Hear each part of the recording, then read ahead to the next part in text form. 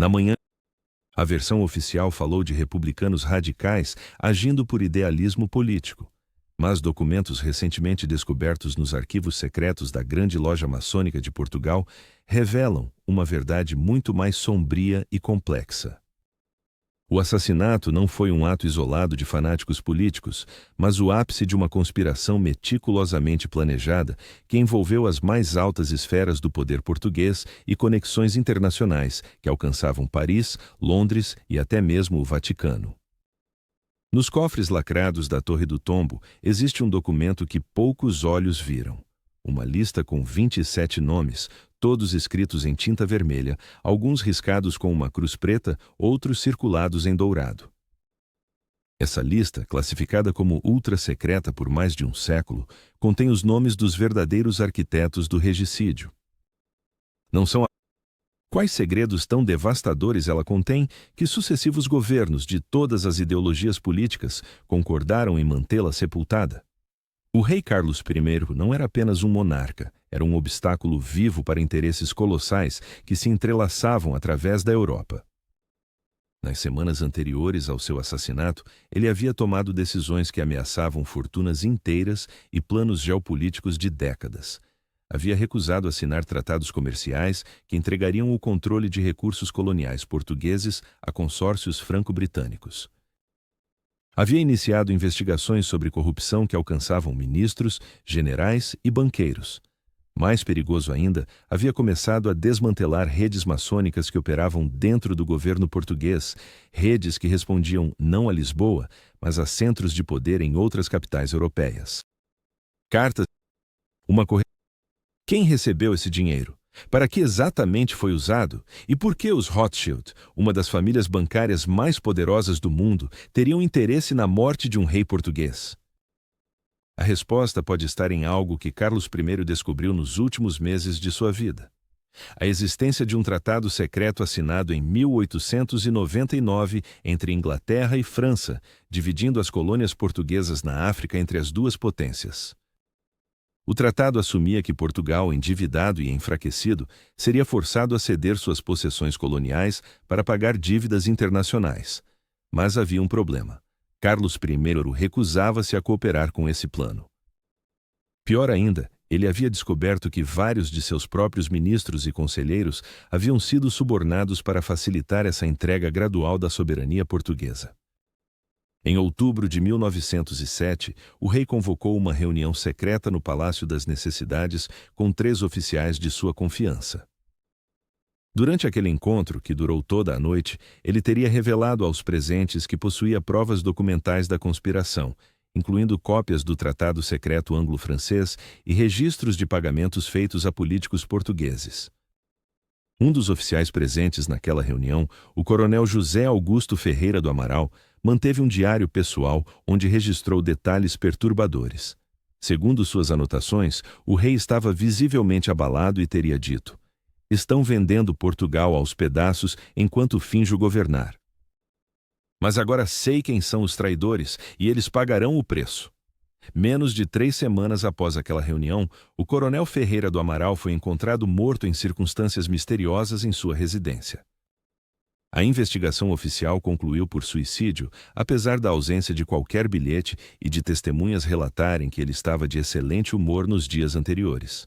Seu diário desapareceu misteriosamente dos pertences pessoais antes que a família pudesse reclamá-lo.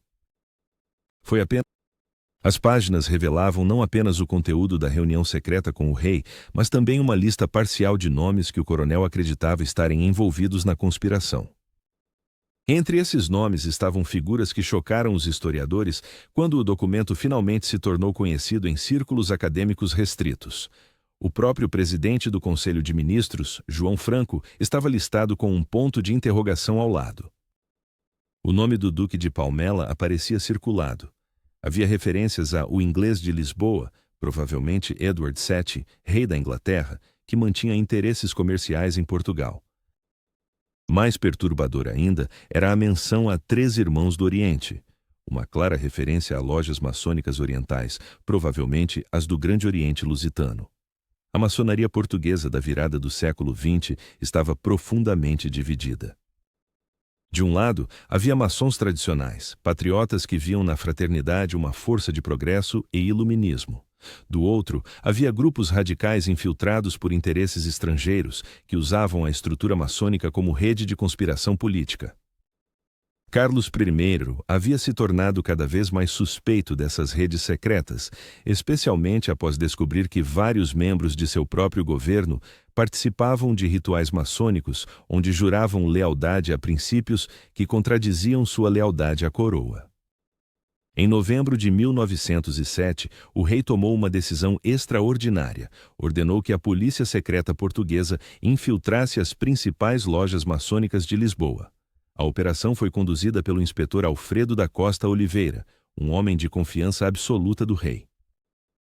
Durante 2 meses, agentes disfarçados participaram de reuniões secretas, copiaram documentos, identificaram membros. O que descobriram foi aterrorizante. Existia uma célula dentro do Grande Oriente Lusitano dedicada especificamente a remover obstáculos ao progresso da República, sendo o principal obstáculo identificado o próprio rei Carlos I. Os relatórios do inspetor Oliveira, 3 dos quais sobreviveram e estão guardados em um arquivo privado em Sintra, descrevem reuniões onde se discutia abertamente o regicídio. Em uma sessão de 28 de dezembro de 1907, teriam sido apresentados planos detalhados de como e onde atacar a família real. Os documentos mencionam um professor de matemática que havia elaborado cálculos precisos sobre trajetórias de tiro, ângulos de ataque e rotas de fuga.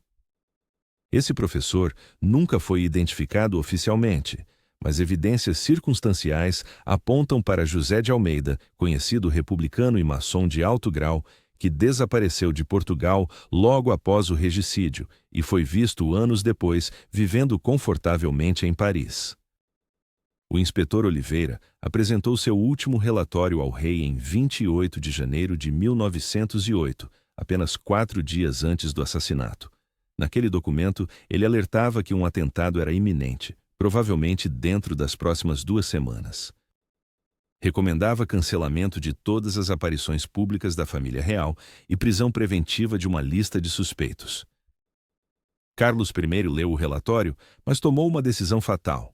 Recusou-se a viver como prisioneiro em seu próprio país e acreditou que sua presença pública mostraria força diante dos conspiradores. Foi um erro de cálculo que lhe custaria a vida. Nos dias que antecederam o 1º de fevereiro de 1908, Lisboa fervilhava com uma tensão palpável que poucos compreendiam completamente. Agentes secretos movimentavam-se pelas sombras da cidade, mensagens codificadas eram trocadas entre casas aparentemente inocentes e quantias substanciais de dinheiro mudavam de mãos em encontros discretos. Um comerciante de vinhos da Rua Augusta, cujo estabelecimento servia como ponto de encontro para conspiradores, registrou em seu livro de contas privado transações curiosas. Pagamentos de valores idênticos a 3 homens diferentes, todos feitos em ouro, todos na semana anterior ao regicídio. Esses registros, descobertos durante uma reforma do edifício em 1973, nunca foram adequadamente investigados. A família real havia retornado de Vila Viçosa, onde passara alguns dias na residência ducal dos Bragança. A viagem de regresso a Lisboa estava programada para chegar ao Terreiro do Paço no final da tarde de 1º de fevereiro. O que poucos sabiam era que esse itinerário havia sido modificado no último minuto. Originalmente, a família deveria chegar à estação ferroviária do Rócio, mas uma mudança súbita direcionou-os ao Terreiro do Paço. Quem ordenou essa mudança? Documentos oficiais são contraditórios. Alguns atribuem a decisão ao próprio rei, outros mencionam ordens vindas do gabinete do primeiro-ministro João Franco. Essa aparente confusão administrativa pode ter sido deliberada, uma forma de garantir que os assassinos soubessem exatamente onde posicionar-se. Manuel Buissa e Alfredo Costa, os 2 homens identificados como atiradores, não eram simples fanáticos agindo sozinhos. Ambos tinham conexões profundas com redes republicanas e maçônicas, mas seu histórico revela algo mais perturbador. Nenhum deles possuía recursos financeiros próprios suficientes para explicar seus movimentos nos meses anteriores ao atentado. Buissa, um ex-funcionário público desempregado, havia viajado para Paris em setembro de 1907, permanecendo lá por 5 semanas. Quem financiou essa viagem? Com quem ele se encontrou na capital francesa? Registros de hotel mostram que ele se hospedou em um estabelecimento de luxo no 7º arrondissement, bem acima de suas possibilidades econômicas. Em Paris, durante aquele outono de 1907, ocorreram pelo menos 3 reuniões documentadas na sede do Grande Oriente de França envolvendo portugueses. Atas parcialmente preservadas dessas reuniões mencionam assuntos urgentes relacionados à situação ibérica e referências enigmáticas a irmãos que assumirão grandes riscos pela causa. Um membro portugueses em sua luta contra a tirania. Alfredo Costa, o segundo atirador, tinha um passado ainda mais obscuro. Nos 2 anos anteriores ao regicídio, ele havia trabalhado esporadicamente como instrutor de tiro em um clube esportivo em Lisboa. Vários testemunhos de colegas mencionam que sua habilidade com armas de fogo melhorou dramaticamente em 1907, após um período de 3 meses em que esteve ausente de Lisboa. Para onde foi durante esse tempo? Evidências fragmentadas sugerem que ele passou tempo em uma propriedade rural no Alentejo, propriedade que pertencia a um rico comerciante conhecido por suas simpatias republicanas e suas ligações maçônicas. Nessa propriedade havia um campo de tiro privado, onde Costa teria praticado obsessivamente, preparando-se para o momento fatal. O que é particularmente revelador é que tanto Buissa quanto Costa adquiriram suas armas através do mesmo intermediário, um armeiro de Lisboa chamado Rodrigo Seixas, que também era membro ativo da loja maçônica Montanha. Seixas forneceu a ambos revólveres, Browning de fabricação belga, armas modernas e caras para a época. Após o regicídio, Seixas foi brevemente interrogado pela polícia, mas rapidamente liberado sem acusações. 3 semanas depois, ele fechou sua loja e emigrou para o Brasil, onde viveu confortavelmente até sua morte em 1942.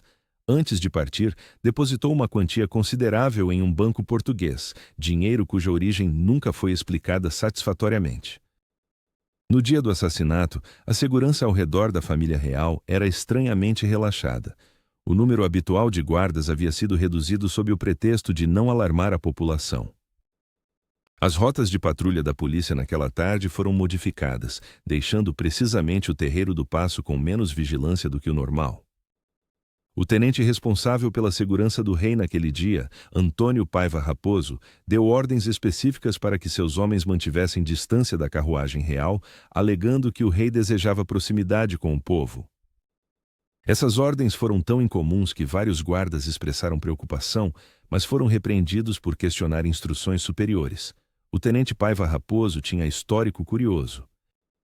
Filho de uma família modesta, ele havia ascendido rapidamente na hierarquia militar através de patronagem de figuras poderosas. Registros financeiros posteriores revelaram que ele adquiriu propriedades substanciais nos anos seguintes ao regicídio, propriedades incompatíveis com seu salário de militar. Quando questionado sobre a origem de sua riqueza, alegou herança de um tio distante no Brasil, tio cuja existência nunca foi adequadamente verificada.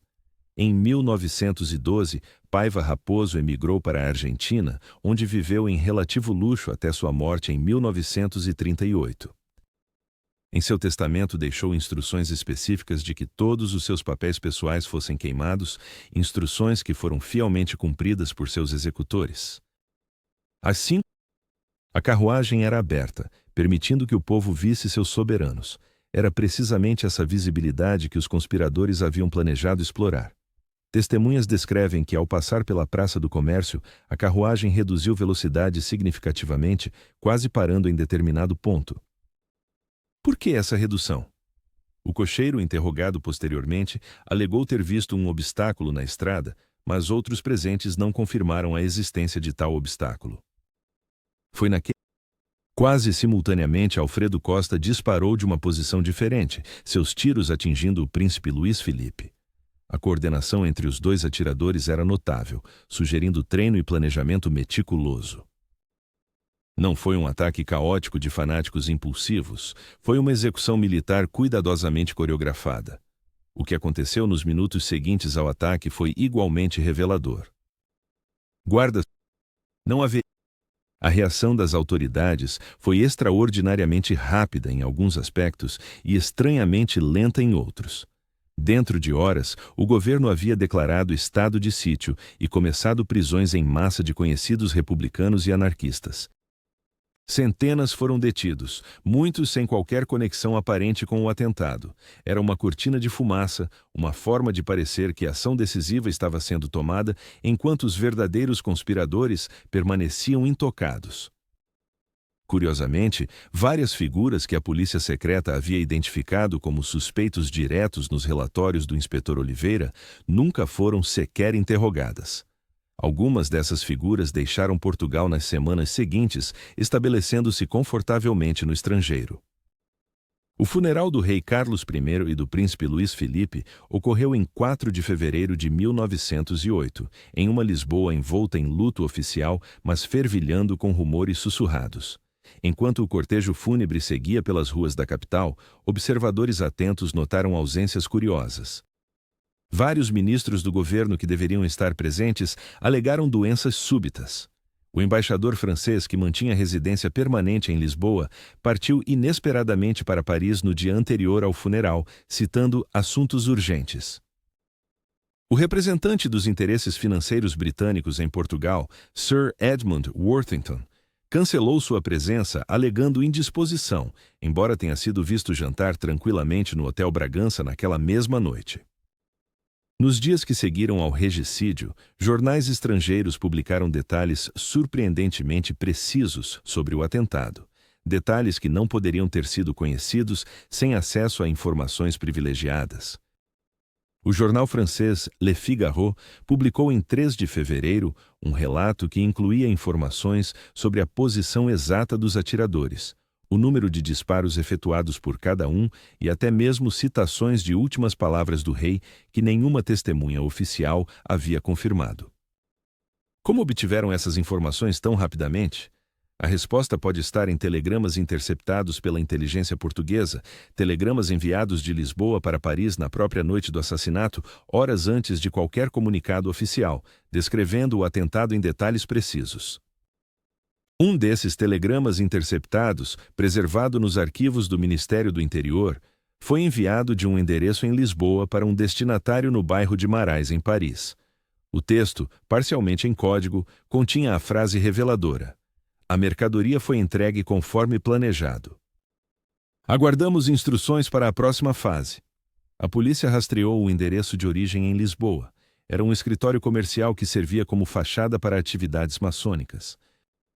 O destinatário em Paris nunca foi identificado oficialmente, mas o endereço correspondia a um edifício conhecido por abrigar escritórios de uma organização internacional de lojas maçônicas. O jovem príncipe Manuel, que sobreviveu ao ataque apenas porque sua mãe o protegeu com o próprio corpo, tornou-se rei aos 18 anos. Mas era um rei traumatizado, vulnerável e cercado por conselheiros cuja lealdade era questionável. Nos 2 agir contra os conspiradores significaria desencadear uma guerra civil. Não agir significava viver sob constante ameaça de sofrer o mesmo destino que seu pai. Documentos do arquivo pessoal de Manuel II, agora guardados em Twickenham, na Inglaterra, onde ele viveu seu exílio, revelam a angústia de um jovem rei que sabia muito mais do que podia revelar. Em cartas privadas à sua mãe, a rainha Amélia, ele escreveu sobre traidores que continuam em posições de poder e forças que me cercam e contra as quais não posso lutar abertamente. Em uma carta particularmente perturbadora de junho de 1908, ele menciona ter recebido uma ameaça velada durante uma reunião com certos ministros, uma sugestão de que sua segurança dependia de não investigar muito profundamente as circunstâncias da morte de seu pai. Durante o verão de 1908, o governo português foi abalado por uma série de suicídios e acidentes envolvendo pessoas que haviam estado próximas ao rei Carlos I. O inspetor Alfredo da Costa Oliveira, o homem que havia coordenado a infiltração nas lojas maçônicas, foi encontrado afogado no rio Tejo em agosto daquele ano. A investigação concluiu que havia bebido excessivamente e caído acidentalmente no rio, apesar de amigos próximos insistirem que ele era abstêmio. Seus arquivos pessoais, que supostamente continham cópias de todos os relatórios que havia apresentado ao rei, desapareceram de sua residência antes que a família pudesse reclamá-los. Outro dos oficiais que havia participado da reunião secreta de outubro de 1907 com o rei Carlos morreu em circunstâncias igualmente suspeitas. O cocheiro sobreviveu, mas ficou tão traumatizado que perdeu a capacidade de falar, desenvolvendo uma mudez psicológica permanente. O terceiro oficial presente naquela reunião, capitão Antônio Ferreira, compreendeu a mensagem e fugiu para o Brasil em outubro de 1908, levando consigo documentos que nunca voltaram a ser vistos. A maçonaria portuguesa encontrava-se em estado de turbulência interna. Membros moderados, horrorizados pelo regicídio, começaram a questionar as direções que suas lojas haviam tomado. Houve uma cisão significativa dentro do Grande Oriente Lusitano, com facções acusando-se mutuamente de terem ido longe demais ou de não terem ido longe o suficiente. Atas de reuniões de 1908 mostram debates acalorados sobre irmãos que agiram sem autorização adequada e discussões sobre limpar o nome da ordem da mancha de sangue. Mas essas discussões internas nunca resultaram em revelações públicas. A omertá maçônica, o código de silêncio, prevaleceu. No entanto, alguns maçons com consciência pesada começaram a deixar pistas. Um deles, um advogado de Lisboa chamado José Maria da Silva, redigiu em 1909 um documento que depositou em um banco suíço com instruções de que fosse aberto apenas 50 anos após sua morte.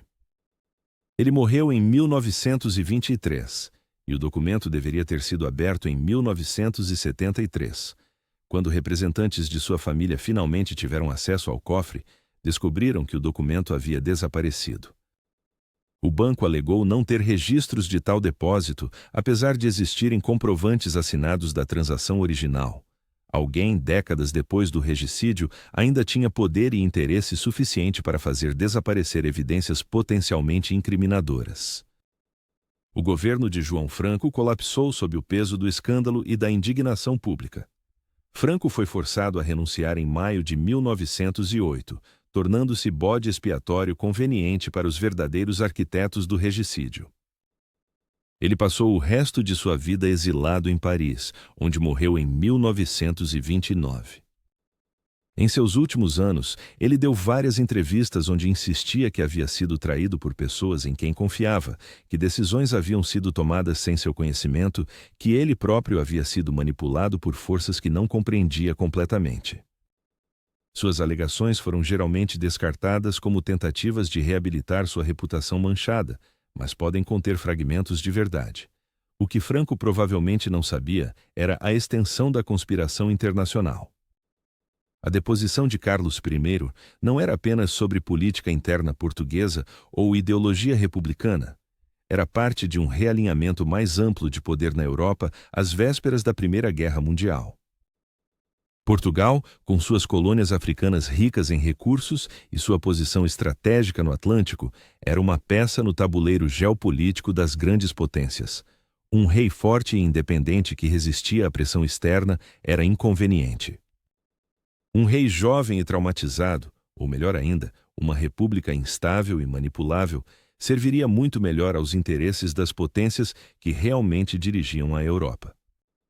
Correspondências diplomáticas britânicas desclassificadas em 1980 revelam que o Foreign Office estava bem informado sobre desenvolvimentos iminentes em Lisboa nas semanas anteriores ao regicídio.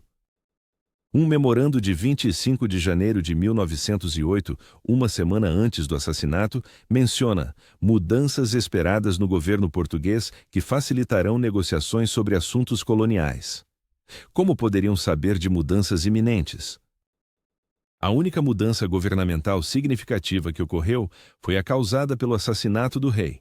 Isso sugere fortemente que autoridades britânicas tinham conhecimento prévio do que estava sendo planejado. Mais revelador ainda é um telegrama do embaixador britânico em Lisboa, Sir Francis Villiers, enviado no dia seguinte ao regicídio. Em vez de expressar choque ou surpresa, o tom do telegrama é quase casual, referindo-se aos eventos como o desenvolvimento antecipado finalmente ocorreu. Ele prossegue discutindo como o governo britânico deveria posicionar-se para maximizar vantagens da nova situação.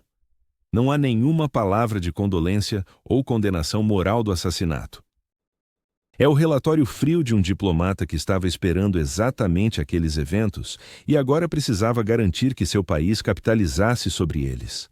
A conexão francesa com o regicídio português era ainda mais profunda e mais direta do que a britânica.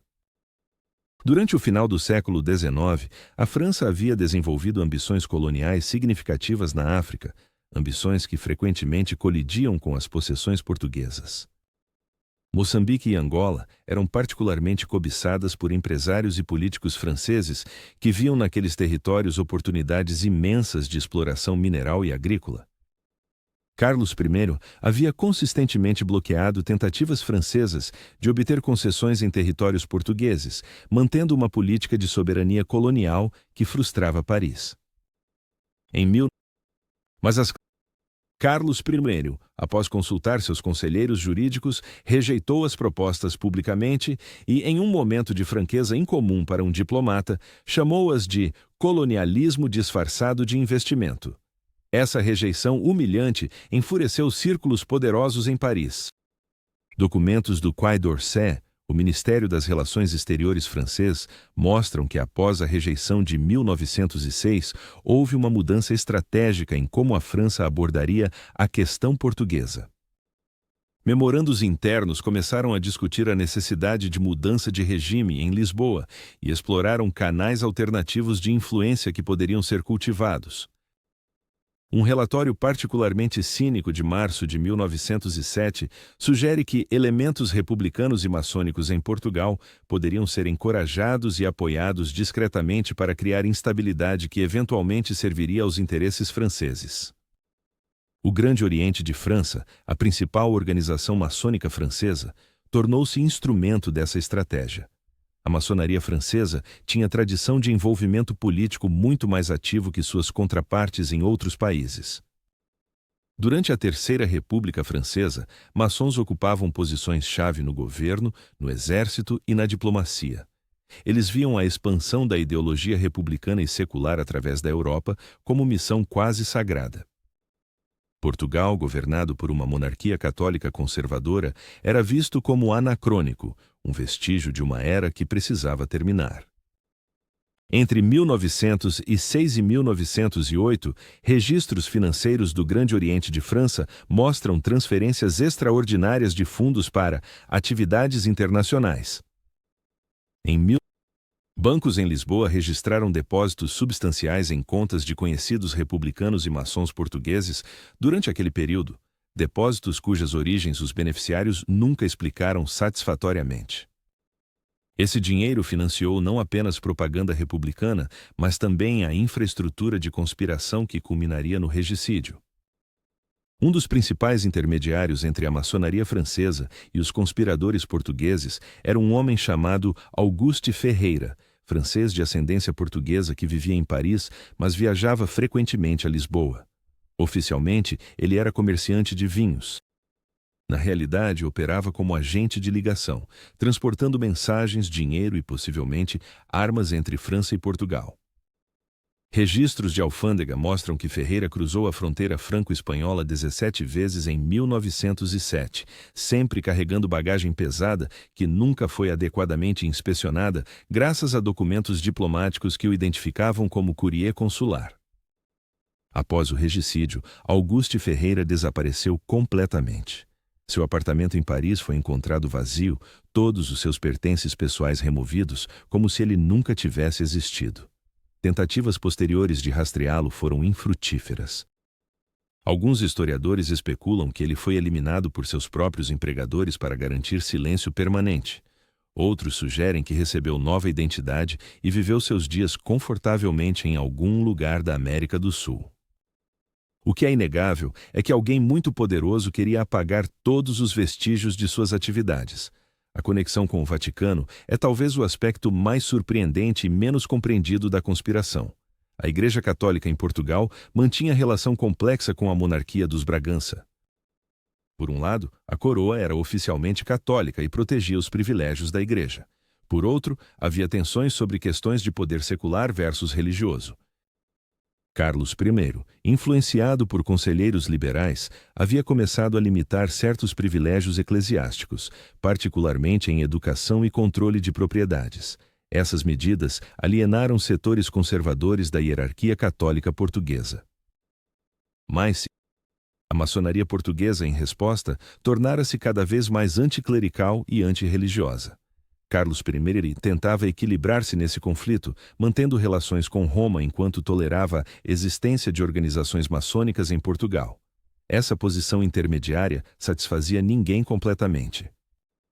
Arquivos do Vaticano, parcialmente acessíveis, revelam que em 1907 houve correspondência intensa entre o núncio apostólico em Lisboa e o secretário de Estado do Vaticano sobre a situação deteriorada em Portugal. As cartas expressam preocupação sobre a influência crescente da maçonaria no governo português e sugerem que mudanças políticas significativas seriam necessárias para salvar Portugal do secularismo radical.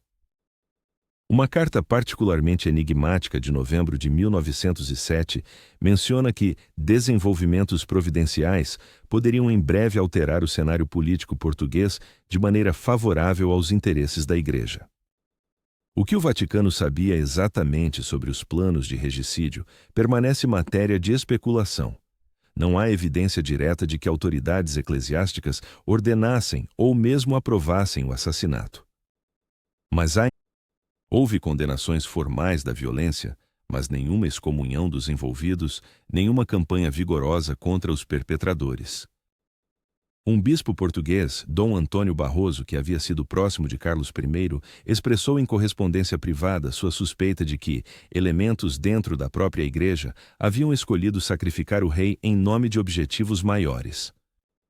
Ele foi rapidamente transferido para uma diocese remota em Timor, efetivamente exilado por suas opiniões incômodas.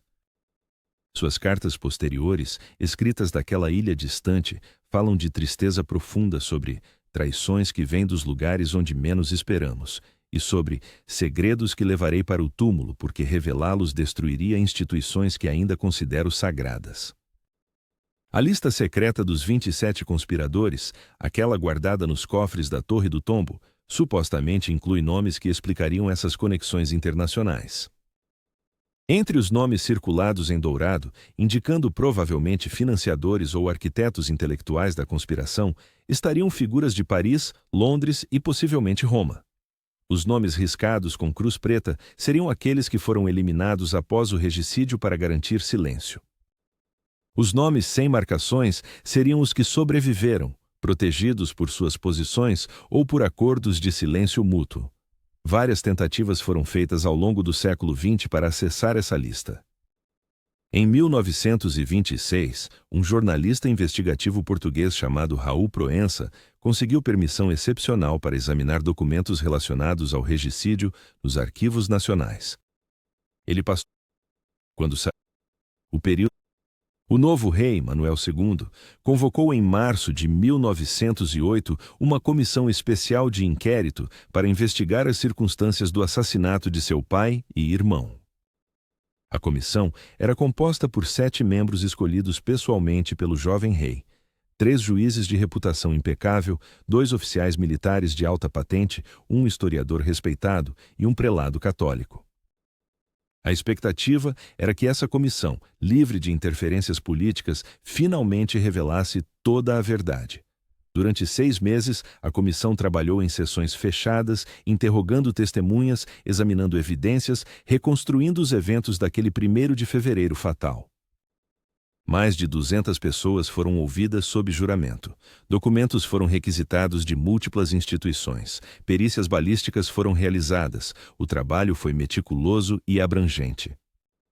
Em setembro de 1908, a comissão estava pronta para apresentar seu relatório final ao rei Manuel II. O documento tinha mais de 300 páginas e continha, segundo rumores, revelações que abalariam os fundamentos do Estado português. A apresentação do relatório foi agendada para 17 de setembro de 1908 em uma sessão privada no Palácio das Necessidades. Apenas o rei e os 7 membros da comissão estariam presentes. Na manhã daquele dia, um dos membros da comissão, o juiz Fernando Mascarenhas, não compareceu. Sua família relatou que ele havia saído de casa ao amanhecer e não retornara. Seu corpo foi encontrado 3 dias depois nas falésias de Cabo da Roca, aparentemente tendo caído ou saltado para a morte. Em seus bolsos não havia identificação, dinheiro ou documentos. Tudo havia sido removido. A reunião prosseguiu sem o juiz Mascarenhas, mas o que aconteceu naquela sala permanece um dos maiores mistérios da história portuguesa. O rei Manuel II entrou na sala às 9 horas da manhã. Saiu às 3 horas da tarde, visivelmente abalado, o rosto pálido como cera. Ele ordenou imediatamente que o relatório da comissão fosse classificado como segredo de Estado do mais alto nível. Nenhuma cópia seria feita. O documento original seria lacrado em um cofre ao qual apenas o rei teria acesso. Mais surpreendente ainda, ele dissolveu a comissão com efeito imediato e ordenou que todos os seus membros assinassem acordos de confidencialidade sob pena de acusações de traição se revelassem qualquer coisa sobre suas descobertas. Os 6 membros sobreviventes da comissão saíram daquela reunião transformados. Testemunhas que os viram posteriormente descrevem homens em estado de choque profundo, como se tivessem testemunhado algo além da compreensão humana. Nenhum deles jamais falou publicamente sobre o conteúdo do relatório. O historiador que fazia parte da comissão, Oliveira Martins, desenvolveu nos meses seguintes uma forma grave de insônia e começou a beber excessivamente. Morreu em 1910, aos 52 anos, de cirrose hepática. Em seu leito de morte, murmurou repetidamente para o padre que o atendia: "Eu vi os nomes, eu vi todos os nomes. Que Deus nos perdoe por nosso silêncio." Um dos oficiais militares da comissão, General Augusto Soares, manteve até sua morte em 1930 um diário pessoal onde ocasionalmente fazia referências oblíquas ao que havia descoberto. Uma entrada de outubro de 1908 diz: "Como podemos viver sabendo que aqueles que deveriam proteger-nos são precisamente aqueles que nos traíram?" A lista dos conspiradores inclui nomes que, se revelados, destruiriam não apenas reputações, mas a própria fé do povo português nas instituições. Talvez o silêncio seja, afinal, a opção menos destrutiva. Outra entrada, de dezembro do mesmo ano, é ainda mais perturbadora. O rei carrega um fardo que nenhum jovem de sua idade deveria carregar. Ele sabe quem matou seu pai, sabe por quê, e sabe que não pode fazer justiça sem destruir o reino. O relatório secreto permaneceu no cofre pessoal do rei Manuel II até outubro de 1910, quando a Revolução Republicana finalmente depôs a monarquia. Durante os dias caóticos da Revolução, quando o palácio foi invadido por tropas revolucionárias, o rei tentou desesperadamente resgatar certos documentos antes de fugir para o exílio. Entre esses documentos estava o relatório da comissão de inquérito. A segunda teoria, mais sinistra, é que o relatório foi roubado durante a confusão da fuga, possivelmente por alguém na própria comitiva do rei que trabalhava para interesses que queriam garantir que aquele documento nunca visse a luz. Há ainda uma terceira possibilidade sugerida por alguns historiadores. O relatório chegou à Inglaterra com o rei e permaneceu em sua posse até sua morte em 1932, momento em que foi retirado de seus pertences por agentes de inteligência britânicos antes que a família pudesse inventariar seus documentos pessoais. O que sabemos com certeza é que Manuel II viveu seus 32 anos de exílio assombrado pelo que havia lido naquele relatório. Em raras ocasiões, quando pressionado por historiadores ou jornalistas sobre os verdadeiros assassinos de seu pai, ele dava respostas enigmáticas. "Os verdadeiros assassinos", disse uma vez, "não estavam no terreiro do Paço naquele dia. Estavam em escritórios luxuosos de múltiplas capitais, planejando o destino de nações enquanto bebiam champanhe." Em outra ocasião, quando perguntado se acreditava que a maçonaria estava envolvida, respondeu: "A maçonaria foi apenas uma das ferramentas utilizadas. Os verdadeiros arquitetos eram homens de poder que viam Portugal como peça em um jogo muito maior que qualquer um de nós compreendia." Durante os anos 20 do século XX, já estabelecida a República em Portugal, houve várias tentativas de republicanos moderados de investigar novamente o morbid regicídio. Argumentavam que, com a monarquia deposta, não havia mais razões para esconder a verdade. Comissões parlamentares foram propostas, arquivos foram requisitados, mas em cada ocasião os esforços foram misteriosamente bloqueados.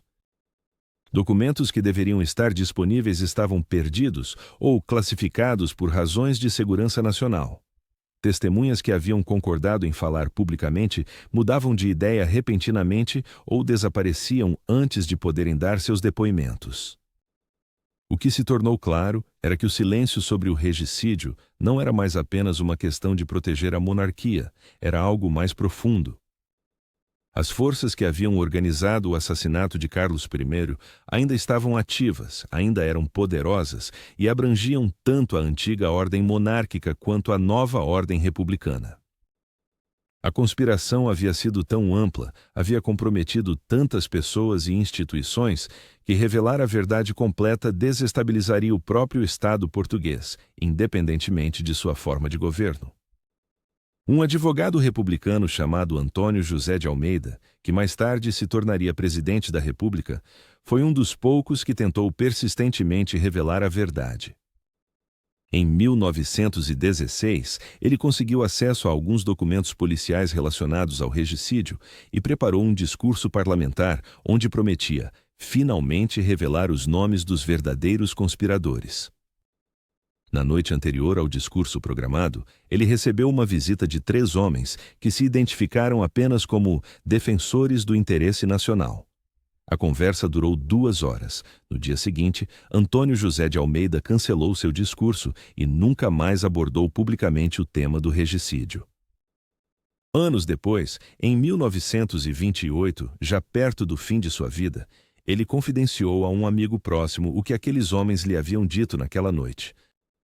Explicaram que a revelação completa da verdade sobre o regicídio não apenas comprometeria figuras já mortas, mas também pessoas ainda vivas e em posições de poder. Mais importante, comprometeria relações diplomáticas de Portugal com países aliados, revelando que governos estrangeiros haviam conspirado para assassinar um chefe de Estado português. As consequências políticas e econômicas seriam devastadoras para um país pequeno como Portugal. Era uma questão de razão de Estado. A verdade, por mais importante que fosse moralmente, era simplesmente demasiado perigosa para ser revelada. A década de 1920 trouxe novos desenvolvimentos que lançariam luz adicional, ainda que fragmentada, sobre a conspiração do regicídio. Em 1923, um ex-oficial da inteligência francesa chamado Marcel Duchamp publicou em Paris suas memórias, intituladas Dans les coulisses de la diplomatie. O livro era ostensivamente sobre suas experiências no serviço diplomático francês, mas continha um capítulo enigmático sobre operações especiais na Península Ibérica, que claramente se referia a Portugal. Embora nunca mencionasse explicitamente o assassinato de Carlos I, Duchamp descrevia como a França havia facilitado mudanças políticas necessárias em certos países através de apoio discreto a forças progressistas locais.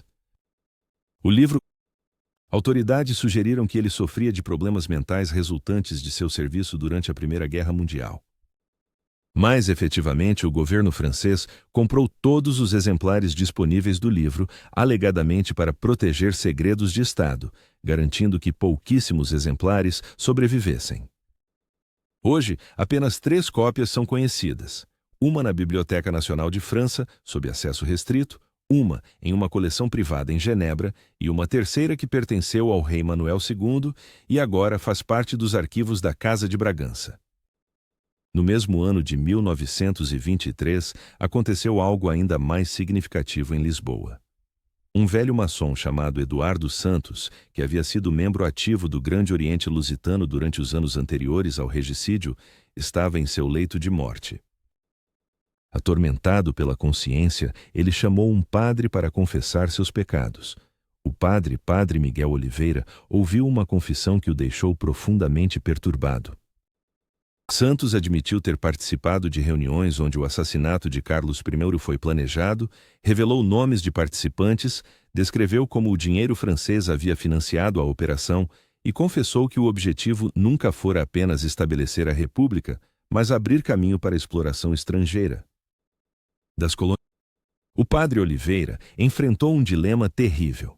O segredo da confissão é absoluto no catolicismo, mas ele havia ouvido admissões sobre um crime de magnitude histórica. Consultou seu bispo, que por sua vez consultou autoridades mais altas na hierarquia eclesiástica.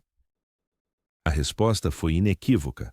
O segredo confessional deveria ser mantido, mas o padre deveria criar um registro escrito, lacrado, que seria preservado nos arquivos eclesiásticos para possível abertura futura, quando as circunstâncias permitissem. Padre Oliveira seguiu essas instruções, depositando um envelope lacrado nos arquivos do Patriarcado de Lisboa, com instruções de que não deveria ser aberto por pelo menos 100 anos após a morte do confessante. Eduardo Santos morreu em 28 de agosto de 1923. Se as instruções foram seguidas, o envelope contendo a transcrição de sua confissão deveria ser aberto apenas em 2023. No entanto, quando historiadores tentaram localizar esse documento nos arquivos do Patriarcado em anos recentes, foram informados de que não existe registro de tal envelope e que, se existiu, foi provavelmente destruído durante a reorganização dos arquivos em 1960. Mais uma pista crucial, mais um documento desaparecido na névoa do tempo e do sigilo deliberado. Durante os anos 30, com a ascensão do Estado Novo de Salazar, a questão do regicídio tornou-se ainda mais sensível. Salazar, embora liderando um regime autoritário de direita, era profundamente anticlerical em suas suspeitas sobre a monarquia. Ele via o regicídio como produto da fraqueza e corrupção do antigo regime, mas também entendia que investigações profundas poderiam revelar conexões embaraçosas entre republicanos históricos e interesses estrangeiros. Sua política foi de deixar o passado enterrado. Arquivos relacionados ao regicídio foram consolidados e lacrados com a justificativa de proteger a honra nacional. Curiosamente, durante esse período, vários antigos conspiradores e pessoas com conhecimento direto da conspiração começaram a morrer em sequência rápida. Entre 1933 e 1937, 12 pessoas identificadas pela Polícia Política de Salazar como tendo conhecimento sensível sobre eventos de 1908 faleceram. Oficialmente, todas as mortes foram naturais ou acidentais. Mas um desses homens, Joaquim Silva, ex-membro da loja maçônica Montanha, sabia que estava em perigo. Antes de morrer em circunstâncias misteriosas em 1935, ele entregou à sua filha um caderno onde havia registrado nomes e eventos relacionados ao regicídio. Instruiu-a a guardar o caderno em lugar seguro e nunca revelá-lo enquanto vivesse em Portugal. A filha, Maria da Conceição Silva, fugiu para o Brasil em 1936, levando o caderno consigo. Quando o caderno finalmente foi examinado por historiadores em 1983, revelou-se uma mina de ouro de informações. Seus registros confirmavam o envolvimento de figuras de alto escalão da política, finanças e maçonaria portuguesa. Mais explosivamente, listava nomes de contatos estrangeiros que haviam canalizado apoio financeiro e logístico para os conspiradores. Entre esses nomes estavam um banqueiro suíço, 2 diplomatas franceses, um industrial belga e, mais surpreendente, um membro menor da família real britânica que mantinha interesses comerciais em África. A publicação do Caderno de Silva em 1984 causou sensação entre historiadores, mas foi amplamente ignorada pela mídia portuguesa. O governo, então ainda sob o regime de transição pós-ditadura, desencorajou discretamente cobertura extensa do assunto. Diplomatas estrangeiros expressaram desconforto com as alegações sobre envolvimento de seus países. Pressão foi aplicada para que o material fosse tratado como especulação histórica não verificada, em vez de evidência documental séria. Aparentemente, a rede conspirativa operava em células compartimentalizadas. A maioria dos participantes conhecia apenas parte do plano e apenas alguns de seus co-conspiradores. No topo da estrutura estava um comitê coordenador de 5 pessoas, referido nos registros apenas como os 5 mestres. Esse obstáculo à modernização do país. Silva. Decisões importantes eram tomadas por consenso, garantindo que nenhum grupo individual pudesse ser responsabilizado sozinho pelo que estava sendo planejado. Era uma estrutura organizacional sofisticada, mais típica de operações de inteligência estatal do que de conspiração revolucionária amadora. Os registros de Silva também detalhavam o processo de seleção dos executores diretos, Manuel Buissa e Alfredo Costa. Eles não foram escolhidos aleatoriamente. Foram cuidadosamente avaliados ao longo de meses, testados quanto à lealdade, habilidade e, crucialmente, disposição para sacrificar-se pela causa. Ambos eram fanáticos verdadeiros, convencidos de que estavam realizando o ato heróico de libertação nacional. Não sabiam que eram apenas peões em um jogo muito maior, que as forças que os manipulavam tinham objetivos que iam muito além da ideologia republicana que eles professavam. Silva registrou também o que aconteceu imediatamente após o regicídio.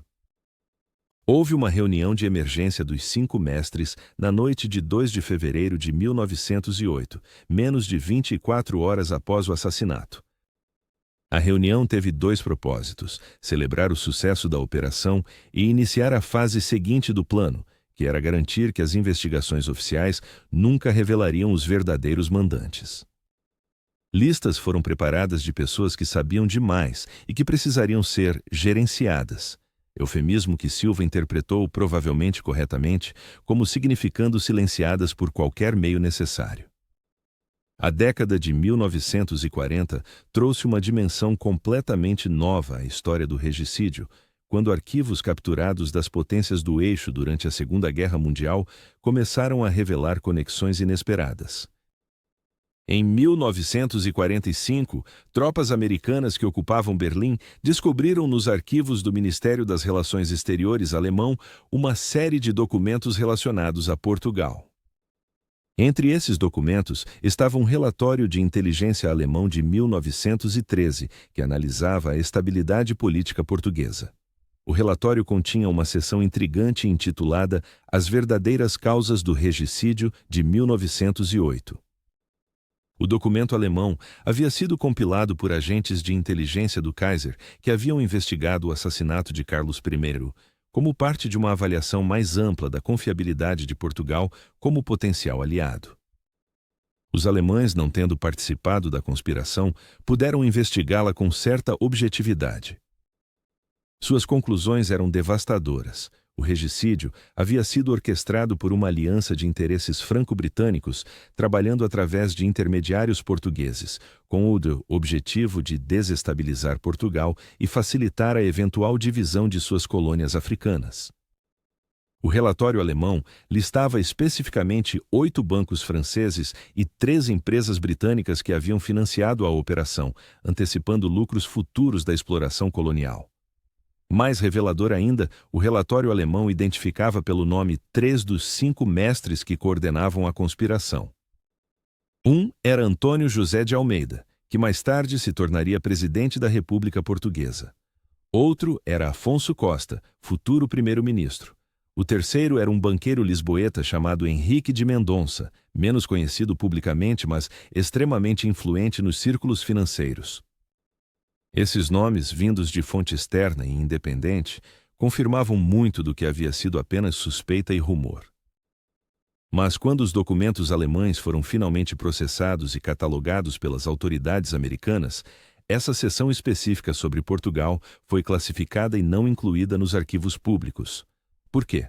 A resposta provavelmente relaciona-se com considerações da Guerra Fria. Portugal, sob Salazar, era aliado estratégico do Ocidente, permitindo bases militares americanas nos Açores. Revelar que fundadores da República Portuguesa haviam sido essencialmente agentes de interesses estrangeiros poderia desestabilizar o regime e potencialmente beneficiar forças comunistas em Portugal. A decisão foi tomada em níveis elevados da administração americana. Os segredos do regicídio português continuariam enterrados, desta vez não para proteger culpados há muito mortos, mas por razões de realpolitik contemporânea. No entanto, cópias não oficiais do documento alemão circularam em círculos restritos de historiadores e agentes de inteligência. Um desses historiadores, o britânico Hugh Trevor Roper, que havia trabalhado com inteligência durante a guerra e tinha acesso a documentos capturados, fez referências enigmáticas ao caso português em suas obras posteriores. Em um convergiram para eliminar um obstáculo comum, e onde o sucesso foi tão completo que a verdade permanece efetivamente oculta até hoje. Durante os anos 50 e 60, à medida que arquivos coloniais começavam a ser abertos em antigas potências imperiais, emergiram mais evidências das dimensões econômicas da conspiração. Documentos do Colonial Office britânico mostravam que em 1909, apenas um ano após o regicídio, empresas britânicas conseguiram concessões em Moçambique que Carlos I havia consistentemente recusado. Registros franceses mostravam um padrão similar em Angola, onde companhias francesas obtiveram direitos de mineração e exploração florestal que haviam sido negados durante o reinado de Carlos.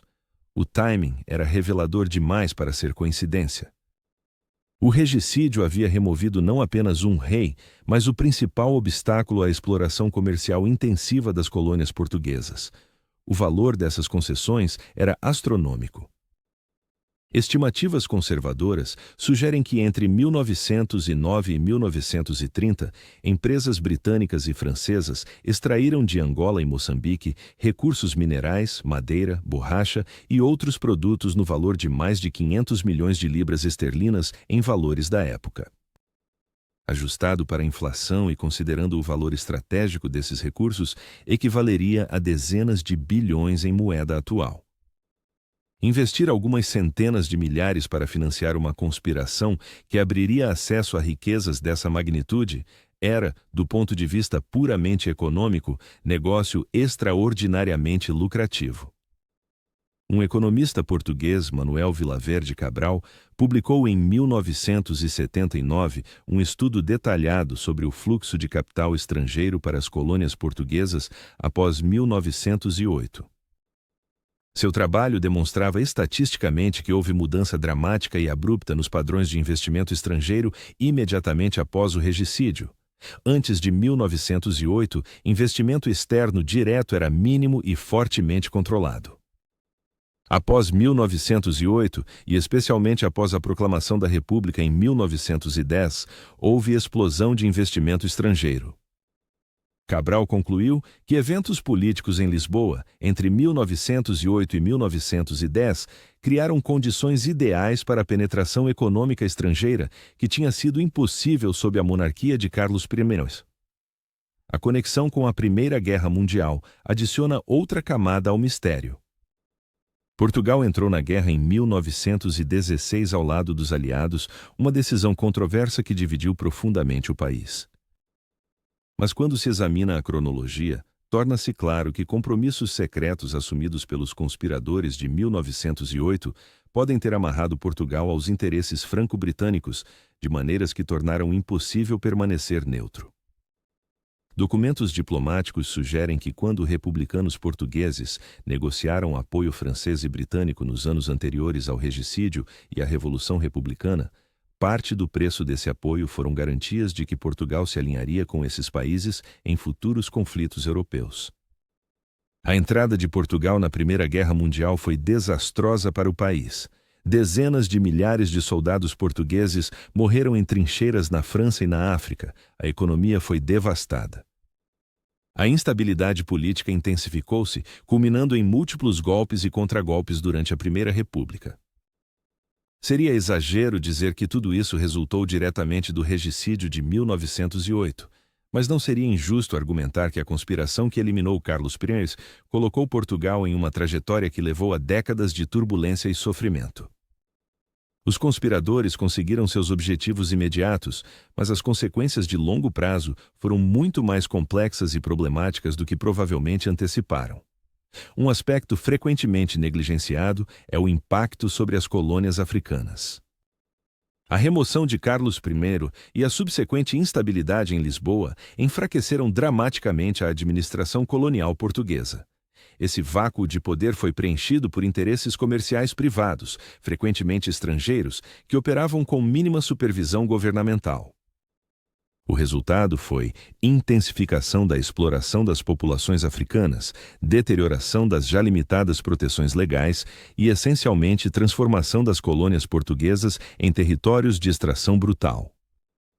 Historicamente, o período entre 1910 e 1930 foi um dos piores em termos de abuso colonial português na África, diretamente relacionado à perda de controle central que seguiu o regicídio. Existem também evidências sugestivas de que alguns africanos educados e politicamente conscientes compreenderam as dinâmicas por trás do regicídio. Eduardo Mondlane, que décadas depois lideraria a luta pela independência de Moçambique, escreveu em sua tese de doutorado de 1960 que a deposição da monarquia portuguesa em 1910, facilitada pelo assassinato do rei Carlos, foi menos uma revolução progressista que uma reconfiguração de poder que beneficiou principalmente interesses capitalistas estrangeiros, com consequências devastadoras para as populações colonizadas. Era a análise perspicaz que conectava eventos em Lisboa com realidades em Lourenço Marques e Luanda. A lista secreta dos 27 conspiradores, se algum dia for revelada, provavelmente confirmará muitas dessas conexões. Mas após mais de um século, mesmo que a lista seja eventualmente tornada pública, muitas evidências de apoio já se perderam. Testemunhas morreram, documentos foram destruídos, memórias institucionais se apagaram. A verdade completa sobre o assassinato de Carlos I pode ser irrecuperável, não porque nunca existiu, mas porque gerações sucessivas de pessoas poderosas tiveram interesse em fragmentá-la e dispersá-la até que se tornasse irreconhecível. É uma forma de assassinato histórico que complementa o assassinato físico do rei naquele 1º de fevereiro de 1908. Os anos 70 e 80 do século XX viram uma nova geração de historiadores portugueses, finalmente livres das restrições da ditadura salazarista após a Revolução dos Cravos de 1974, tentando revisar a história do regicídio com olhos frescos. Um dos mais dedicados foi José Medeiros Ferreira, que passou quase 15 anos investigando todos os aspectos da conspiração. Em 1987, ele estava pronto para publicar uma obra definitiva de mais de 800 páginas, meticulosamente documentada, que prometia finalmente revelar os nomes e conexões dos principais conspiradores. 3 semanas antes da publicação programada, a editora que havia aceitado o manuscrito cancelou abruptamente o contrato, citando preocupações legais não especificadas. Ferreira procurou outras editoras, mas todas recusaram o projeto. Algumas foram francas sobre a razão, haviam sido contactadas por advogados representando famílias cujos ancestrais eram nomeados no livro, ameaçando processos por difamação se o material fosse publicado. Outras editoras simplesmente alegaram que o livro não era comercialmente viável. Ferreira suspeitava que pressão estava sendo aplicada através de canais que não conseguia identificar. Desesperado para ver sua pesquisa de vida alcançar o público, Ferreira tentou publicar o livro em Espanha, França e Brasil. Cada tentativa encontrou obstáculos similares. Finalmente, o livro foi publicado em 1990, mas era sombra do manuscrito original. Ferreira morreu em 1995, amargurado e frustrado por não ter conseguido contar a história completa que havia descoberto. Seu manuscrito original, no entanto, não desapareceu completamente. Cópias circularam entre historiadores acadêmicos e fragmentos foram citados em trabalhos posteriores. O que emerge dessas citações é a imagem de conspiração ainda mais ampla e mais cínica do que previamente imaginado. Ferreira havia descoberto evidências de que a decisão de assassinar Carlos I foi tomada já em 1905, 3 anos antes do evento, durante uma reunião secreta em Paris que incluiu representantes de bancos franceses, do Foreign Office britânico e de lojas maçônicas de múltiplos países europeus. A conspiração não foi reação a ações específicas de Carlos, mas sim estratégia proativa para remover o que esses interesses viam como obstáculo inevitável aos seus planos. Ferreira também documentou algo extraordinário. Havia aparentemente um plano de contingência caso o primeiro atentado falhasse. Múltiplos grupos de assassinos haviam sido preparados e posicionados em diferentes locais de Lisboa.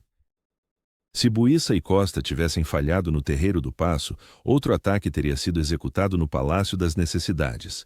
E se aquele também falhasse, um terceiro estava planejado para quando a família real assistisse à ópera no Teatro Nacional.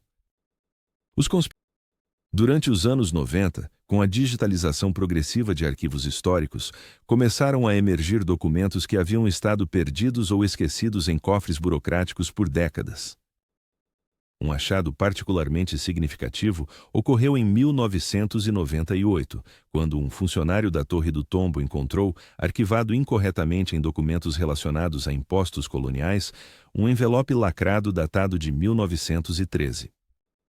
O envelope continha correspondência entre dois ex-ministros da República discutindo o problema dos documentos de 1908 e expressando preocupação sobre materiais que poderiam comprometer não apenas reputações pessoais, mas as relações exteriores da jovem República.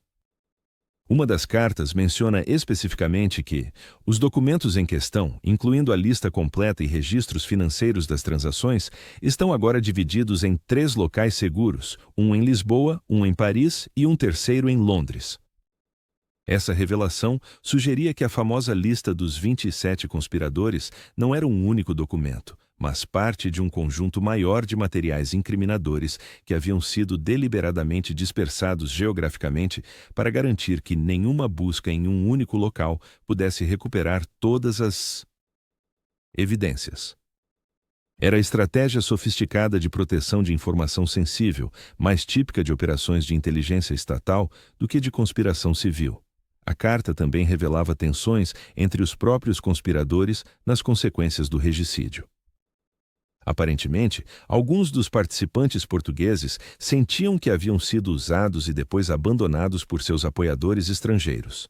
Esperavam que, após a proclamação da República, receberiam posições de poder e riqueza proporcionais ao risco que haviam assumido. Em vez disso, descobriram que os verdadeiros beneficiários da mudança de regime eram empresários e financistas estrangeiros que assumiram controle de setores inteiros da economia portuguesa e colonial. Havia amargura e ressentimento, mas também medo de retaliação se expressassem publicamente seus agravos. Em 2001, um pesquisador brasileiro chamado Ricardo Oliveira fez descoberta notável nos arquivos da Biblioteca Nacional do Rio de Janeiro. Entre documentos doados pela família de um emigrante português, ele encontrou um diário pessoal mantido por um secretário do Grande Oriente Lusitano entre 1906 e 1910. O diário continha registros detalhados de reuniões maçônicas, incluindo várias que discutiam abertamente o planejamento do regicídio. Mais importante, o diário listava códigos e nomes falsos usados por participantes nas comunicações secretas, fornecendo chave potencial para decifrar correspondências enigmáticas que haviam sido descobertas ao longo dos anos, mas nunca compreendidas completamente. Usando essa chave, Oliveira conseguiu decodificar várias cartas previamente ininteligíveis, preservadas em vários arquivos. O que emergiu foi cronologia detalhada do planejamento da conspiração mês a mês durante 1907. As cartas revelavam que houve pelo menos 3 ocasiões em que o plano quase foi cancelado devido a preocupações sobre risco excessivo ou mudanças nas circunstâncias políticas. Em cada ocasião, intervenção de contatos em Paris e Londres, oferecendo garantias adicionais de apoio financeiro e político, convenceram os conspiradores portugueses a prosseguir. Esses contatos estrangeiros, identificados nas cartas decodificadas por pseudônimos como o banqueiro, o diplomata e o lord, eram claramente figuras de considerável poder e influência. O trabalho de Oliveira foi publicado em 2003 em uma revista acadêmica brasileira de circulação limitada. Atraiu pouca atenção na mídia portuguesa, mas causou desconforto em círculos diplomáticos. Funcionários franceses e britânicos consultados por jornalistas recusaram-se a comentar sobre as alegações ou a considerar a abertura de arquivos relevantes de seus países. A posição oficial era que eventos de um século antes eram de interesse puramente histórico e que não havia razão para reabrir questões sensíveis que poderiam afetar relações contemporâneas entre países amigos. Mas alguns diplomatas aposentados foram mais francos em conversas privadas. Um ex-embaixador francês em Portugal, falando sob condição de anonimato em 2005, admitiu que todo mundo nos círculos diplomáticos sabe que França e Inglaterra tiveram seus dedos no regicídio português, mas é uma daquelas verdades inconvenientes que não servem propósito útil revelar. Oficialmente. Ele comparou a situação a outros segredos históricos que governos preferem deixar enterrados. Há muitos esqueletos em armários diplomáticos. Alguns são mais bem deixados onde estão, não por vergonha, mas porque trazê-los à luz não muda o passado, mas pode complicar o presente. A questão da lista dos 27 nomes tornou-se quase mítica em círculos de historiadores portugueses. Especulações abundam sobre quem exatamente estava na lista e por que permanece tão rigidamente protegida mais de um século depois. A teoria mais aceita é que a lista contém não apenas nomes de conspiradores portugueses, mas também identidades específicas de funcionários governamentais e empresários de França, Inglaterra e possivelmente outros países. Muitas das famílias cujos ancestrais estão supostamente nomeados na lista são ainda hoje proeminentes em Portugal, França e Inglaterra. Algumas são famílias aristocráticas, outras são dinastias empresariais, algumas incluem políticos atuais. Para essas famílias, a revelação de que seus bisavós ou trisavós foram cúmplices em assassinato real seria mais do que embaraço histórico, poderia ter implicações legais e financeiras reais, especialmente se pudesse ser demonstrado que fortunas familiares foram construídas sobre lucros derivados da conspiração. O século.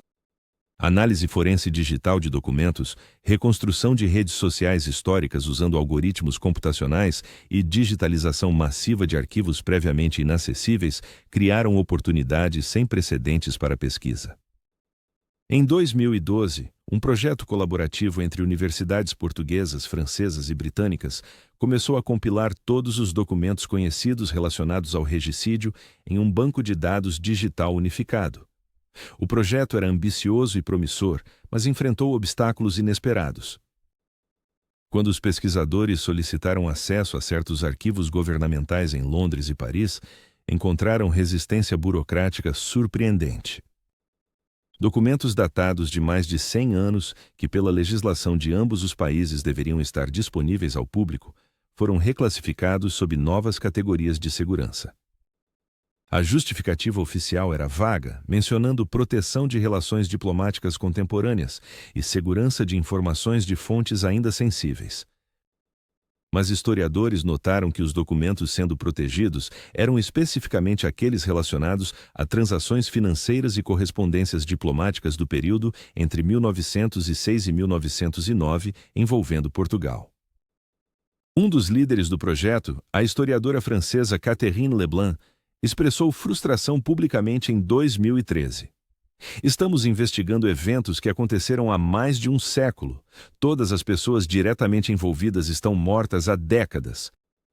Não há segredos de Estado legítimos que precisem ser protegidos após tanto tempo. A única explicação para essa obstrução continuada é que existem instituições e famílias que ainda têm algo a esconder, não sobre segurança nacional, mas sobre sua própria história e reputação. Seus comentários causaram pequena controvérsia, mas não resultaram em maior acesso aos documentos requisitados. Enquanto arquivos oficiais permaneciam parcialmente fechados, fontes privadas continuavam ocasionalmente produzindo revelações inesperadas. Em 2015, durante a liquidação de uma propriedade aristocrática em Lisboa, leiloeiros descobriram em um cofre esquecido uma coleção de cartas e documentos pertencentes a um membro da alta nobreza portuguesa que havia sido próximo da corte de Carlos I. Entre esses documentos estava algo extraordinário: uma cópia do que parecia ser um rascunho ou versão preliminar do relatório da Comissão de Inquérito de 1908, aquele mesmo que o rei Manuel II havia ordenado lacrado e que subsequentemente desapareceu.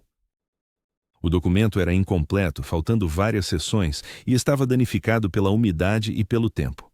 mas as partes legíveis eram explosivas. Confirmado. Mais chocante, havia uma seção inteira dedicada a financiamento estrangeiro da conspiração, listando bancos específicos em Paris e Londres que haviam transferido fundos para contas em Lisboa, controladas por conhecidos republicanos e maçons. Os valores. A família, em dificuldades financeiras, aceitou. Os documentos foram vendidos em transação privada e seu paradeiro atual é desconhecido. Apenas alguns historiadores que tiveram acesso breve aos materiais antes da venda conseguiram fazer anotações e fotografias parciais. Baseado nessas anotações fragmentadas, foi possível confirmar algo que há muito se suspeitava. O regicídio foi apenas a primeira fase de um plano muito maior. A segunda fase era garantir que a monarquia não se estabilizasse sob Manuel II, criando condições para a eventual revolução republicana.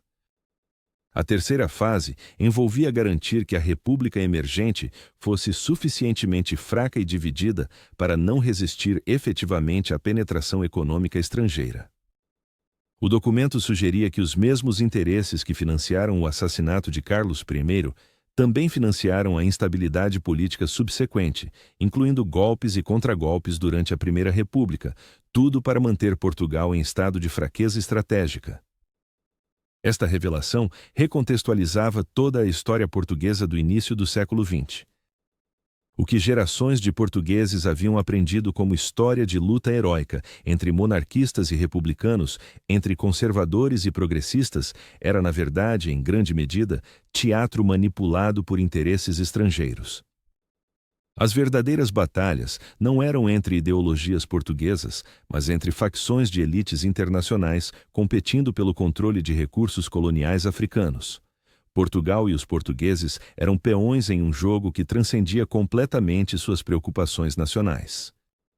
Em 2017, no aniversário de 109 anos do regicídio, um grupo de ativistas portugueses lançou campanha pública exigindo a abertura completa de todos os arquivos relacionados ao assassinato de Carlos I.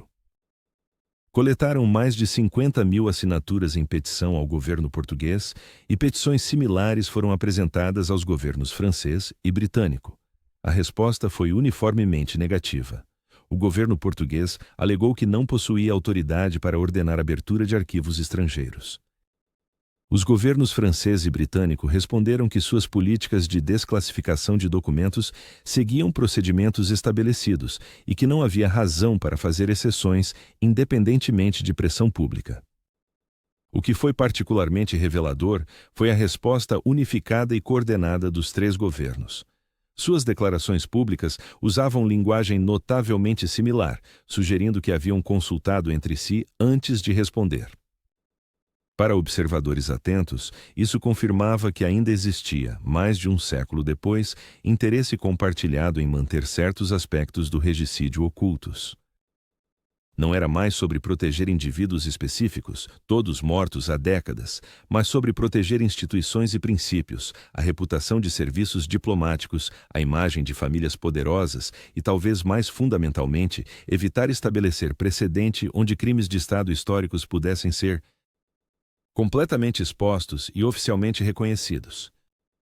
A maçonaria moderna, tanto em Portugal quanto internacionalmente, também tem mantido silêncio notável sobre o papel de lojas maçônicas no regicídio. Embora organizações maçônicas contemporâneas insistam que são puramente fraternas e filosóficas, sem envolvimento em política, elas relutam em examinar criticamente as ações de seus predecessores há um século. Quando pressionada por historiadores a abrir arquivos históricos de lojas, a Grande Loja Nacional Portuguesa tem consistentemente recusado, citando princípios de confidencialidade que alegadamente se aplicam retroativamente mesmo a membros há muito falecidos. Esta posição é difícil de reconciliar com reivindicações de que a maçonaria moderna nada tem a esconder. Um ex-grão-mestre de uma loja portuguesa, falando anonimamente após sua aposentadoria em 2019, admitiu que arquivos relacionados ao período de 1906 a 1910 haviam sido deliberadamente purgados durante os anos 30 sob pressão do regime de Salazar. Muito do que poderia responder definitivamente às questões sobre o envolvimento maçônico no regicídio Foi destruído há décadas, ele disse. Mas há também materiais que sobreviveram e que permanecem em cofres privados de certas lojas. Esses materiais nunca serão voluntariamente revelados porque demonstrariam que a maçonaria portuguesa da época não era associação benevolente de livres pensadores, mas sim rede revolucionária que operava como proxy de interesses estrangeiros. Nos últimos anos, ferramentas de genealogia digital permitiram. Um estudo de 2021 mapeou redes familiares e empresariais de todos os suspeitos conhecidos ou rumores de envolvimento no regicídio. Os resultados foram fascinantes.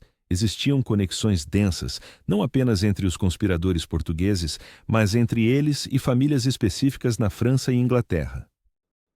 Mais revelador ainda, várias dessas famílias interconectadas lucraram extraordinariamente com concessões coloniais e contratos comerciais em Portugal e suas colônias nas décadas seguintes ao regicídio. O padrão era estatisticamente significativo demais para ser coincidência.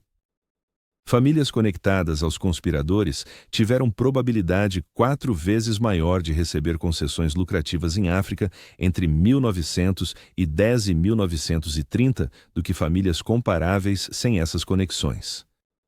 Isso sugeria fortemente que o regicídio não foi apenas sobre ideologia ou política, mas fundamentalmente sobre criação de condições para transferência massiva de riqueza colonial, de controle português, para mãos de investidores privados estrangeiros. O assassinato de 2 homens em um terreiro do Paço Ensolarado facilitou, ao longo das décadas seguintes, a extração de bilhões em riqueza de África e a morte de incontáveis africanos sob condições de trabalho brutal. Hoje, mais de um século após aquele fatídico 1º de fevereiro de 1908, a questão do regicídio de Carlos I permanece ferida não cicatrizada na psique histórica portuguesa. Cada geração de historiadores redescobre o mistério, cada uma contribuindo novas peças ao quebra-cabeça, mas a imagem completa continua elusiva, deliberadamente fragmentada por mais de 100 anos de ocultação sistemática. A lista dos 27 conspiradores, se ainda existe em algum cofre esquecido, representaria não apenas nomes de culpados históricos, mas um mapa das estruturas de poder que moldaram a história portuguesa moderna de maneiras que a maioria dos portugueses nunca compreendeu completamente. O que sabe? Carlos I não foi assassinado simplesmente por republicanos portugueses que desejavam mudança de regime. Ele foi eliminado porque representava obstáculo aos interesses econômicos coloniais de potências europeias, porque recusava-se a vender a soberania portuguesa em troca de empréstimos e investimentos, porque tinha começado a descobrir e expor a corrupção e a traição em suas próprias fileiras governamentais. Os verdadeiros assassinos não eram Manuel Buissa e Alfredo Costa, 2 homens que morreram acreditando serem heróis republicanos, sem saber que eram simplesmente instrumentos descartáveis de forças que nunca compreenderam. Esses homens nunca enfrentaram julgamento, nunca foram nomeados publicamente, morreram respeitados e ricos, suas fortunas transmitidas a descendentes que ainda hoje desfrutam de privilégios construídos sobre aquele sangue derramado no terreiro do Paço. A Comissão de Inquérito de 1908 descobriu essa verdade. Foi por isso que seu relatório foi imediatamente suprimido, por isso que o jovem rei Manuel II saiu daquela reunião visivelmente traumatizado, por isso que nenhum dos membros da comissão jamais falou publicamente sobre suas descobertas. Eles haviam olhado no abismo e visto que a podridão ia muito mais fundo do que imaginaram, que a conspiração envolvia não apenas alguns radicais, mas setores inteiros da elite portuguesa e estrangeira. Ao longo do século XX, cada regime em Portugal, fosse monárquico, republicano ou autoritário, fez a mesma escolha: manter os segredos enterrados. Não por lealdade aos culpados originais, mas porque revelar a verdade sobre o regicídio significaria admitir algo muito mais incômodo sobre a natureza do poder e da soberania. Significaria admitir que Portugal, como muitas nações pequenas, é frequentemente não senhor de seu próprio destino, mas peça em jogos jogados por potências maiores. Significaria questionar narrativas fundacionais sobre heroísmo republicano e progresso nacional que sustentam a identidade portuguesa moderna. Os documentos que sobrevivem, espalhados por arquivos em 3 continentes, contam história consistente em seus contornos gerais, mesmo se os detalhes permanecem obscuros. Houve reuniões de planejamento em Paris envolvendo maçons franceses e exilados republicanos portugueses já em 1905. Houve transferências financeiras substanciais de bancos franceses e britânicos para contas controladas por conspiradores em Lisboa durante 1906 e 1907. Houve promessas diplomáticas de que a França e a Inglaterra apoiariam um regime republicano em Portugal em troca de acesso privilegiado a recursos coloniais. Houve seleção cuidadosa de executores dispostos ao martírio, preparação de múltiplos planos de contingência, coordenação complexa através de códigos e intermediários. E quando nos meses, foi operação de acobertamento quase tão impressionante quanto a conspiração original. Mas segredos, mesmo bem guardados, têm maneira de vazar gradualmente através das gerações. Cada documento descoberto, cada testemunho de leito de morte, cada arquivo que sobrevive quando deveria ter sido destruído, adiciona outra peça ao quebra-cabeça. A imagem que emerge não é de evento singular e isolado, mas de momento em um padrão muito maior de interferência imperial nos assuntos de nações menores. O regicídio português de 1908 foi contemporâneo de eventos similares em múltiplas partes do mundo, onde interesses coloniais europeus manipulavam política local para servir objetivos econômicos. Portugal não foi exceção, foi exemplo. A pergunta que permanece é: por que, mesmo em 2025, mais de 117 anos após o evento, ainda há resistência à revelação completa? Todos os participantes diretos estão mortos há décadas. As estruturas imperiais que motivaram a conspiração desmoronaram com a descolonização. As instituições envolvidas, lojas maçônicas, bancos, ministérios governamentais, foram transformadas múltiplas vezes. O que exatamente ainda está sendo protegido? A resposta: se os governos francês, britânico e português oficialmente reconhecessem e documentassem completamente o papel de seus predecessores em conspiração internacional para assassinar chefe de Estado, isso estabeleceria padrão incômodo. Abriria questões sobre outros eventos históricos onde interferência estrangeira foi suspeita, mas nunca provada. Criaria pressão para a abertura de outros arquivos, exame de outras conspirações, reconhecimento de outros crimes de Estado.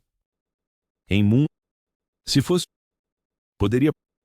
Para o povo português, o regicídio de Carlos I representa algo além de evento histórico.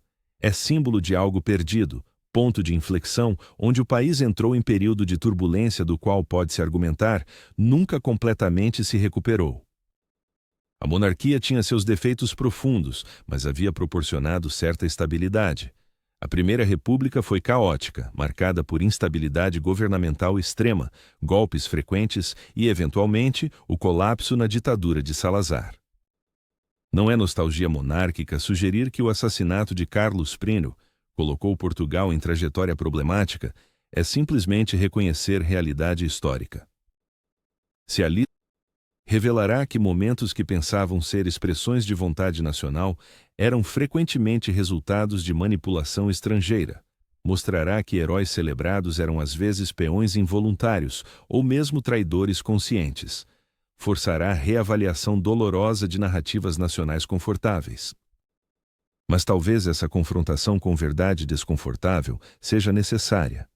Enquanto os segredos do regicídio permanecerem enterrados, enquanto a verdade continuar fragmentada e contestada, Portugal não pode completamente compreender ou processar essa ferida histórica.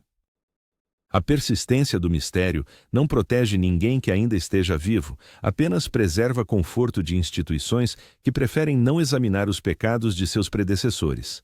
Verdade histórica, mesmo quando perturbadora, é fundação necessária para a identidade nacional madura e honesta. A questão final que deve ser feita é esta: quantas outras conspirações similares permanecem ocultas nos arquivos secretos de nações poderosas? Quantos outros líderes foram eliminados? Quantos outros países foram desestabilizados? Quantas outras populações foram exploradas através de operações secretas, cujos detalhes completos permanecem cuidadosamente guardados? O regicídio português é provavelmente apenas um entre muitos casos onde poderes imperiais manipularam destinos de nações menores. A diferença é que, neste caso, sabemos o suficiente para ver os contornos da conspiração, mesmo se os detalhes completos nos são negados. Isso nos dá vislumbre de como realmente funciona o poder internacional, além das fachadas diplomáticas e narrativas oficiais. É vislumbre perturbador, mas essencial para qualquer compreensão realista da história e da política mundial.